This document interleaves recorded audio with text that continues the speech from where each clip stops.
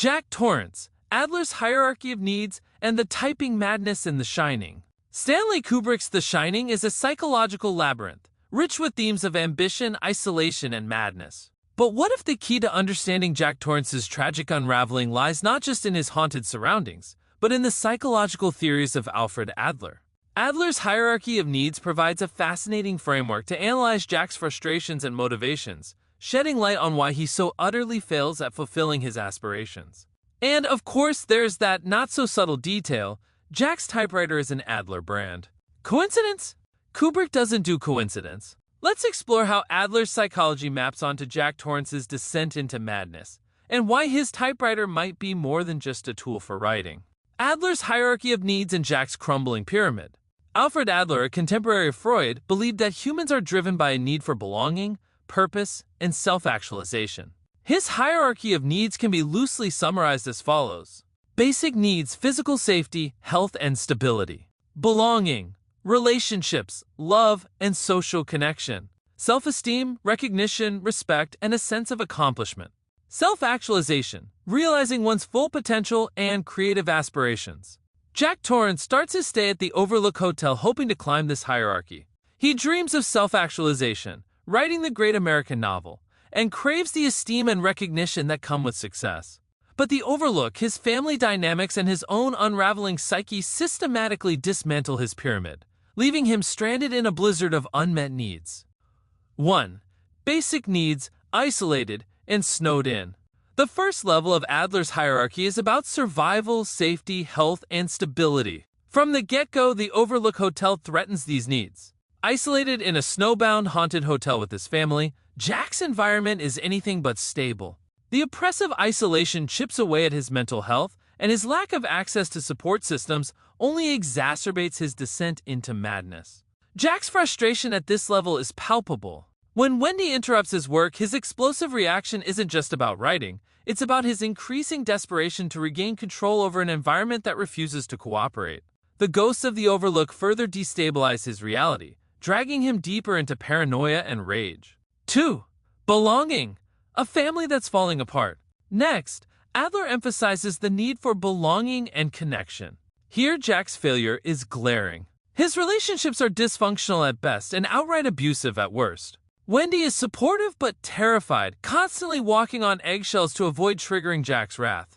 Danny, with his shining abilities, perceives Jack's emotional volatility and the hotel's sinister influence, creating a gulf between father and son.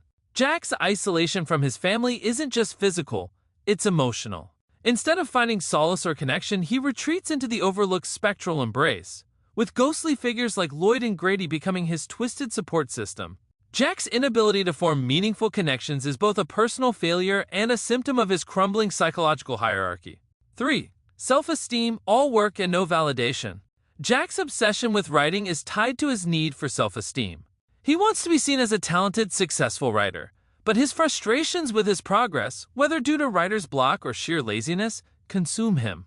Typing all work and no play makes Jack a dull boy over and over isn't just a symptom of madness, it's a desperate cry for validation. The typewriter itself, an Adler brand, becomes a symbol of Jack's struggle with self-esteem. Adler's psychology posits that individuals strive for significance and recognition, and Jack's typewriter is both his tool for achieving those goals and a symbol of his failure. Instead of creating a masterpiece, Jack's typewriter churns out the repetitive ramblings of a man unraveling. 4. Self-actualization: the novel that never was. At the top of Adler's hierarchy is self-actualization, the realization of one's full potential. This is where Jack's ambitions crash and burn. He arrives at the Overlook brimming with hope, convinced that the isolation will provide the perfect environment for creativity. Instead, the Overlook becomes his undoing, turning his aspirations into a sick joke. Jack's inability to achieve self-actualization is a central tragedy of the film. He's not just haunted by ghosts, he's haunted by his own failures. The typewriter becomes a mocking symbol of his creative impotence. Every clack of its keys reminds him that he's not the brilliant author he dreams of being. He's just a frustrated, mediocre man spiraling into madness. Why an Adler typewriter? Kubrick's choice of the Adler brand for Jack's typewriter is too on the nose to be accidental. Adler means eagle in German, a symbol of lofty aspirations. But Jack's eagle doesn't soar. It sits on his desk, mocking him with every keystroke. The Adler typewriter is both a tool for Jack's creative ambitions and a symbol of his failure to rise above his own limitations. Moreover, the typewriter's German origins tie it to the Overlook's eerie sense of history and power. Just as the Overlook was built on a foundation of exploitation, hello, Native American burial ground, the Adler typewriter carries its own connotations of precision and control, qualities Jack desperately lacks. Conclusion: Jack's broken pyramid. By the end of The Shining, Jack Torrance's hierarchy of needs has completely collapsed. His basic needs are unmet as he freezes to death in the hedge maze. His relationships are in tatters, with Wendy and Danny fleeing the Overlook in terror. His self-esteem is shattered, as his novel remains nothing more than a repetitive, unhinged mantra. And self-actualization? Forget about it.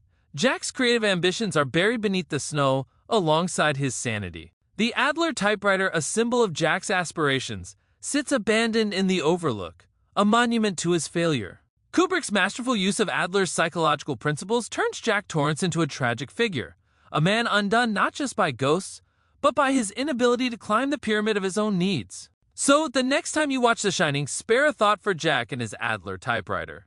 Together, they're the perfect embodiment of ambition gone horribly, hilariously wrong.